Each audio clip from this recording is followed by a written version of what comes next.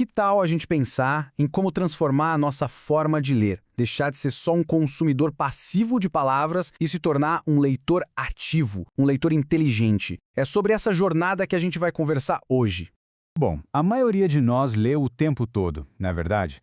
Mas será que a gente de fato compreende o que está lendo?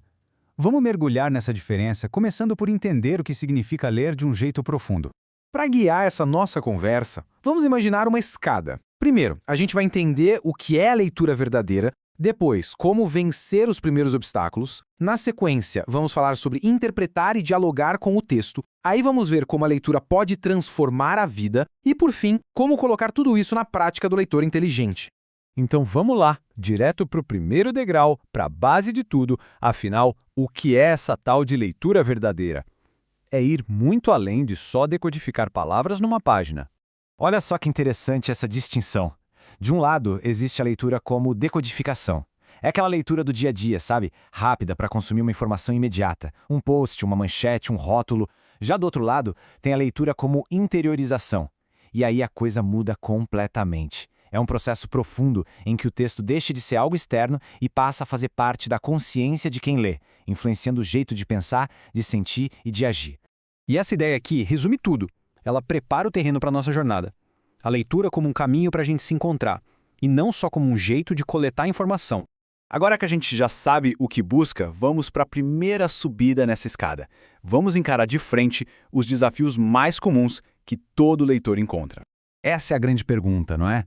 Por que é tão difícil se concentrar? Muita gente acaba se culpando, às vezes até usa rótulos pesados como analfabeto funcional. Mas a realidade, olha, é bem mais simples e, na verdade, é até libertadora. E a verdade libertadora é esta: ler é difícil. Ponto. Não é um processo automático. Ler é uma habilidade que exige treino, que nem um atleta que treina os músculos. O ponto principal aqui é parar de ver a dificuldade como uma falha pessoal e começar a ver como parte do treino. Aceitar o desafio é o primeiro passo para superar. E como a gente treina, então? Aqui vão 3 passos bem práticos para construir o foco. Primeiro, leia devagar, sabe? Mastigue as palavras, as frases, sem pressa. Segundo, consulte o dicionário. Não deixe passar nenhuma palavra desconhecida. Uma busca rápida no celular resolve. E terceiro, releia sem culpa. É super normal voltar uma página, um parágrafo. É exatamente assim que se constrói a memória de leitura. Com uma base mais firme para o foco, já dá para subir mais um degrau. Agora, a gente vai aprender as ferramentas para se envolver de verdade com o texto. Essa mudança de mentalidade aqui é fundamental. Entender que a leitura é um diálogo, não um monólogo em que o autor fala e a gente só escuta. Quem lê se torna um participante ativo, dono do texto. A história depende de quem a lê para continuar viva e ganhar novos significados. E para dialogar com o texto, é preciso fazer perguntas, o tempo todo. Coisas do tipo, por que o autor começou ou terminou a história desse jeito? O que será que o narrador está escondendo? Como seria essa história se fosse contada por outro personagem? Fazer essas perguntas tira a gente da passividade e nos joga para dentro da leitura. E a ferramenta mais poderosa para esse diálogo é a anotação. Escrever nas margens, num caderno. Isso é um ato de apropriação intelectual. É quando a gente escreve que a gente se torna dono do que leu, transformando ideias que pareciam abstratas em um entendimento que é só nosso. Ok, a gente já subiu bastante, mas qual é o propósito final dessa escalada? É chegar num nível em que a leitura realmente tem o poder de mudar a vida de uma pessoa. A gente pode visualizar essa jornada em 3 grandes degraus. O primeiro é só decifrar o código, o básico. O segundo é ler a superfície, entender o texto para se informar ou se divertir. Muita gente para por aí. Mas a verdadeira mágica acontece no 3º degrau, a tradução pessoal. E o que é essa tal de tradução pessoal?